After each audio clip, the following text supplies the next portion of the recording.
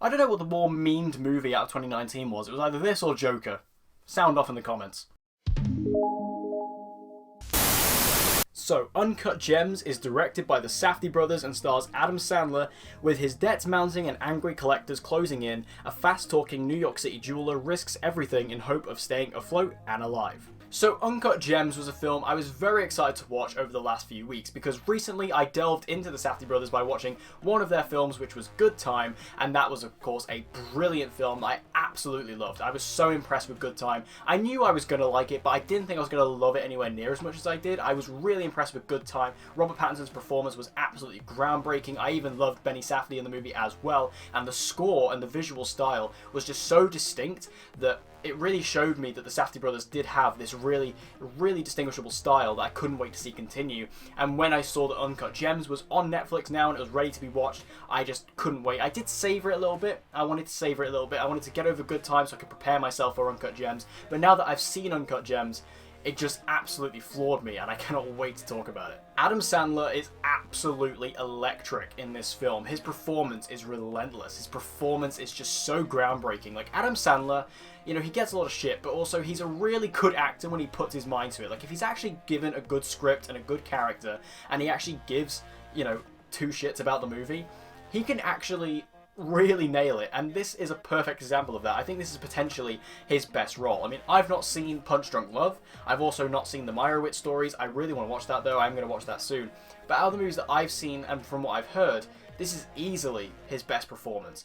It's just one of those performances that is just so revolutionary for him. And I think that's obviously what the Safdie brothers are trying to do. Like, the Safdie brothers clearly look at actors who you wouldn't typically go for and bring them out in these big dramatic roles. Like Robert Pattinson, who of course was best known for Twilight. He then got Good Time, and we got to see how much of a fantastic actor he really was. Same here with Uncut Gems. Adam Sandler, most well known for his awful comedy films, has delivered a groundbreaking, dramatic performance, and it's really fantastic to watch. He's genuinely enthralling and also kind of endearing, which is a good part for the movie because his character is so... His character's such an idiot, like he's such a scumbag, and in the entire film you just kind of hate all the decisions that he's making, but because it's Adam Sandler, you kind of root for the guy, so it's a really good piece of casting, and Adam Sandler just knocks it out of the park. Also, the other standout of the movie who kind of stole the film was Julia Fox. Like, Julia Fox hasn't actually been an actress really before this. I believe she was in one short film before this, and this was a role that the Safdie brothers had wanted her to play for about 10 years. This movie has been in the works for about 10 years, and they have always said to Julia Fox that this is a role for her, and she is absolutely outstanding in this as well. Just one of those actresses who this is like a true find, and I really hope that this is a kind of, you know, groundbreaking role for her. Like, this is what really breaks her out and people are able to, you know, see her and cast her in more things because she is truly great in this film, and I can't wait to see where she goes after this because her performance in this, undeniable. Also, I love the screenplay of this film, which really represents this downward spiral for this character. Like, this guy who, as I said, he's kind of a scumbag, so he kind of gets this money, he has this huge rock that he finds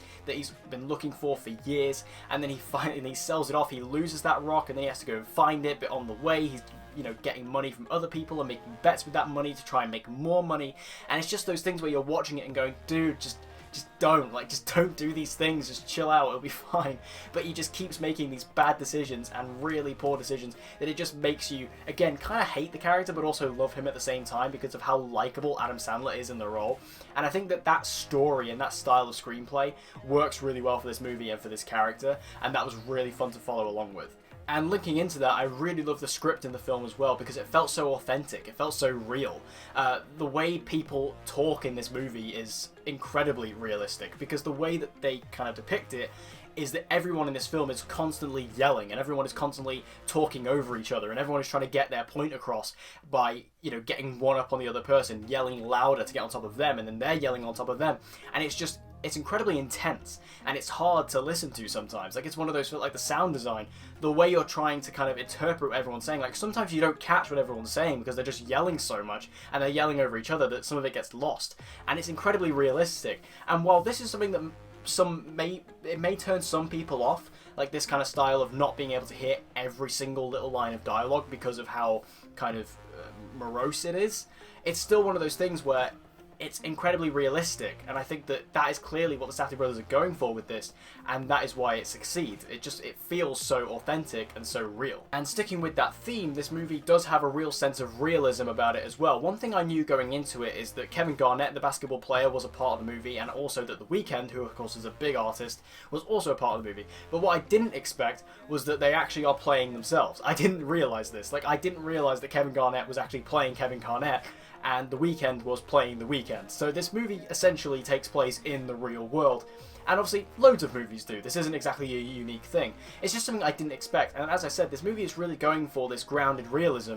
So putting it in a world where Kevin Garnett actually exists and The Weeknd actually exists, it just further authenticates that realism. And this film is super, super fast-paced. Super fast-paced. Like, I was surprised how fast-paced it was. I mean, Good Time had a really strong pace as well. But this film completely outpaces Good Time. Like, I was so surprised how fast it goes. And it is really a part of the style of the Safdie brothers as well. They really like these fast and high intensity films where you are in situations, you know, it's really close cameras, it's intense, you feel like you're in those moments, and because you feel like you're in those moments, it makes it go much quicker.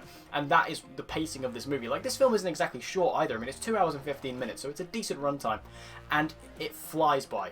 Absolutely flies by. Like, you do not feel the runtime whatsoever. Like, I was so invested throughout the entire story, and I never for 1 second wanted to slip off. Overall, I loved Uncut Gems. I thought this movie was absolutely outstanding. Again, I couldn't wait to watch it. I loved the trailer. I knew I was going to like this film, and based on what I'd seen from the Safdie brothers with Good Time, I was really, really excited to delve in, and this film just did not let me down. Again, Adam Sandler delivering a performance that is unlike anything he's done before, and probably unlike anything he will do going forward. It's just truly outstanding. You get to see a really good look with Julia Fox, who, again, I really hope gets to kind of grow her career out from here. I've listened to interviews with her, and she's saying that she really wants to just be an actress now based on this film, so that's good news.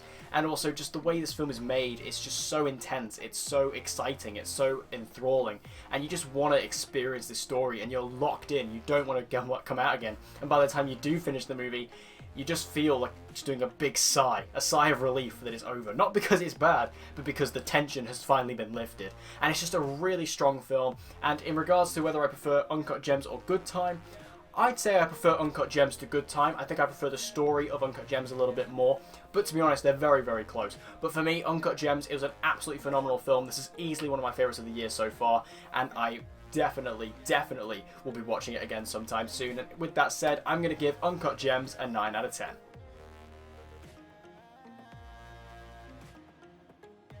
So have you guys seen Uncut Gems? If you have, make sure to let me know all your thoughts about it in the comment section down below. Did you like it? Did you not? Whatever you thought about it, let me know in the comments down below. And as always, guys, if you want to see more movie reviews and movie-related videos just like this one, be sure to subscribe and hit that notification bell so you don't miss any uploads from me. And I hope to see you guys again next time.